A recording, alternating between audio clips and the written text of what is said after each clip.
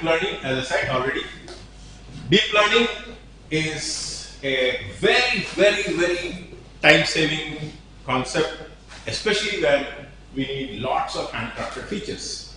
You saw handcrafted features, right? Which are basically columns representing the original data artificially.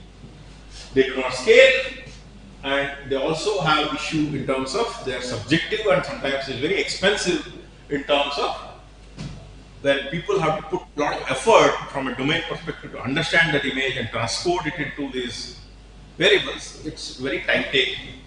So here, for example, let's take this car.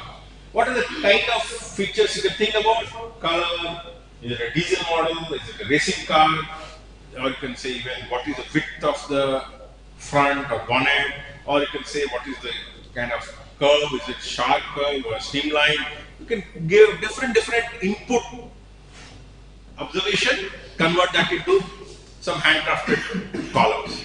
And then you can go on to a machine learning algorithm like say a regression or a classification one.